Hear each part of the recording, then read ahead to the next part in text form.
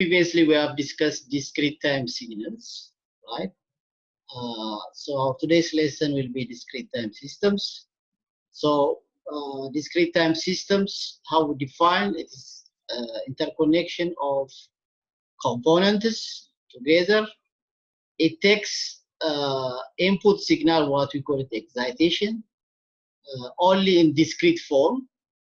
After processing, it generates another sequence, discrete times output, what we call it excitation. So the main difference between analog systems, or what we call it continuous time systems, and discrete systems only takes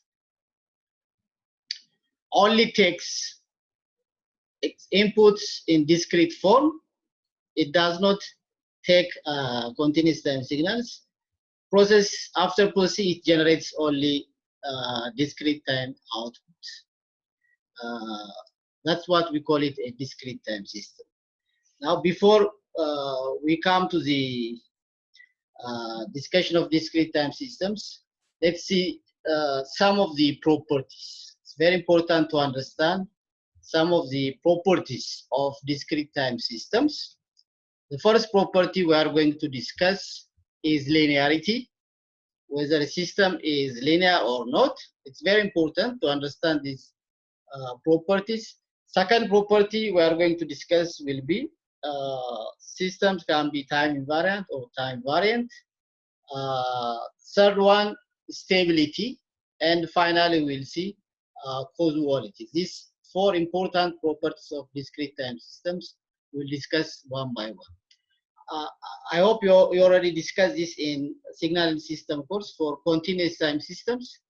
Here, similarly, we'll discuss these properties for discrete time systems. As I said, there is a big difference between continuous time systems and discrete time systems. So let's start from the first property, linearity.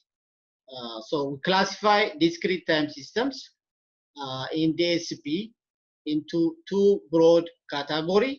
So the first is linear, the second is nonlinear. So what does it mean by discrete time system linear? If and only if it satisfies what we call it superposition principle and homogeneity. If a system satisfies these two conditions, superposition and homogeneity, we call it linear system. If a system does not satisfy one of these two, either superposition or homogeneity, we call it non-linear systems. So what does it mean by superposition and homogeneity? So if you see this slide, we have a discrete time system here. As I said, discrete time system, it takes only discrete time sequence as input, excitation. After processing, it generates a discrete time signal output. We call it a response. Why we need to process this signal and convert it into this? As we have discussed, processing means enhancement. It means transmission. It means storing. It means many important things here. Processing.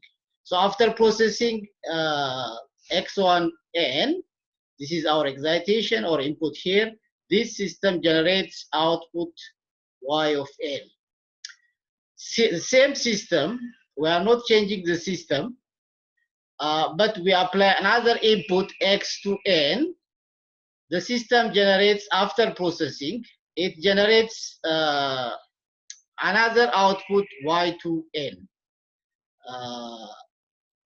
These two inputs, x1n and x2n, generates two outputs, y1n and y2n. Okay, now what is superposition and homogeneity principle means? Now the same system, if you apply the weighted sum of the two inputs. Here we call this weighted sum of the two inputs. Sum means the two signals are added together. These two here, two signals are applied individually to the system. When you apply x1n, we get y1 of n. When you apply x2n, we get y2 of n separately. Now, when you apply the weighted sum of the two inputs, weighted means x1n multiplied by some constant a, x2n multiplied by some constant b, added together, we call this input weighted sum of the two inputs. Apply to the system generates output y3n, right? You can see it on the slide. Now, for this system to be linear, to satisfy both superposition and homogeneity principle, what is the condition? The condition will be here you can see if y3 of n, the output of this system, when you apply this weighted sum of the two inputs, it's y3 of n.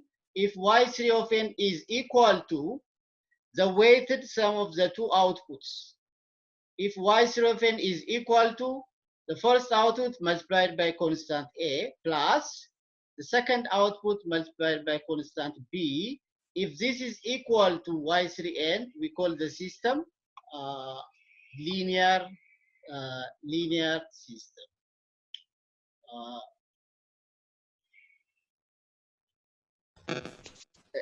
Are you listening to me? Yes, teacher. Okay. Is it okay? The sound, everything? It's okay. Okay. So if you have any question, feel free to ask. Okay. Okay. Okay. So we are discussing linearity here. Why linearity is important will come later when we see a process called convolution, correlation, and so on. These are very important processes in data. We have to know our system is linear or nonlinear. Otherwise, we cannot apply convolution or correlation.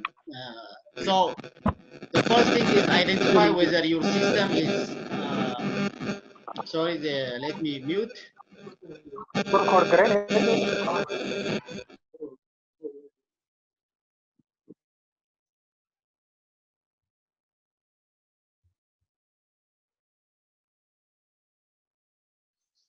Okay, so the first thing is to identify whether the system is linear or nonlinear. How we identify a system is linear or nonlinear? By checking superposition and homogeneity. Superposition means if you apply two inputs individually, we get two outputs. If you add the two signals together and apply, there will be an output. If the output is the summation of the two outputs, we call the system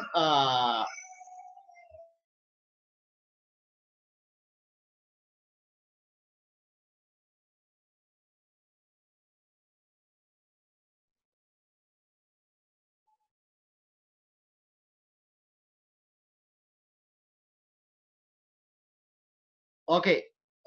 We call the system superposition if and only if the output is the summation of the two individual outputs.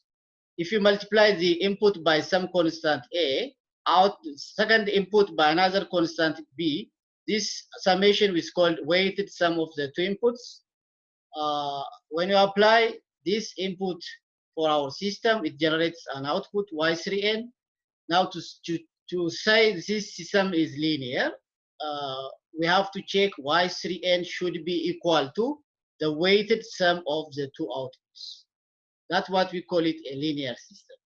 If the output does not satisfy that condition, as you can see here on the slide, if y3n is different with the summation weighted sum of the two outputs, then we call the system nonlinear system.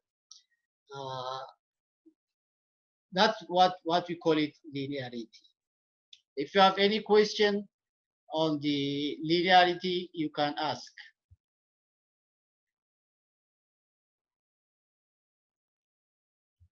Any question?